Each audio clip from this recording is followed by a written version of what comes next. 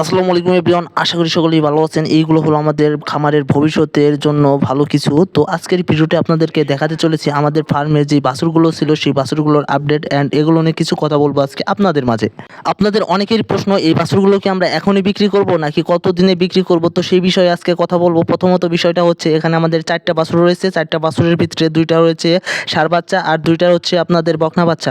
তো that's way আমি যেটা বলতে চাচ্ছি, আমরা অবশ্যই আমরা বাছুর বিক্রি করব, কিন্তু ষাঁড়গুলো আমরা আগেই বিক্রি করব না। আমরা প্রথমে বিক্রি করব আমাদের ফার্মে যে 2টা বকনা ছোট বকনা বাচ্চা আছে, এগুলো আর 2 থেকে 3 মাস পালন করার পর এই বাচ্চাগুলো আমরা সেল করে দেব।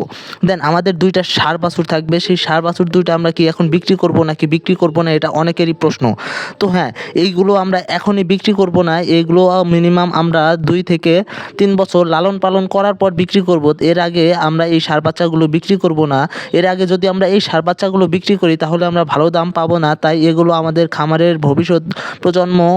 ষাঁড় বাচ্চাগুলো এখনই বিক্রি না করার মেন উদ্দেশ্য হলো, এখন যদি আমরা বিক্রি করি আমরা ভালো দাম পাবো না। আর এই বাচ্চাগুলো যদি আমরা 2 থেকে 3 বছর পর বিক্রি করি, দেখা যাবে আমাদের 2টা ষাঁড় বাচ্চা আমাদের প্রায় 2 থেকে প্রায় আমাদের দেখা যাবে 5 লক্ষ টাকার মতো বিক্রি করা যাবে। তো তার কারণে আমরা এই বাচ্চাগুলো এখন আর বিক্রি করব না, এগুলো আমরা লালন পালন করব। আর বকনা বাচ্চাগুলো বিক্রি করার আমাদের মেন রিজন হচ্ছে, আমাদের ফার্মে এখন অনেক পরিমাণ বকনা বাচ্চা হয়ে গেছে। তার কারণে এতগুলো বকনা আমরা রাখতে পারতেছি না বিদায়, তাই এগুলো আমাদের পালন করা সম্ভব হচ্ছে না। তার কারণে আমরা বকনাগুলো বিক্রি করে দেবো। আপনাদের কারো যদি বকনা যদি লাগে, এর চাইতে আরও ভালো বকনা রয়েছে, আপনারা আমাদের সাথে যোগাযোগ করতে পারেন। এই চ্যানেলে ইনবক্সে অথবা পেজের মেসেঞ্জারে আপনারা নক দিতে পারেন। তো আমরা কিন্তু বিক্রি করব। আজকের ভিডিওটা এই পর্যন্ত। সবাই ভালো থাকবেন। খোদা হাফেজ।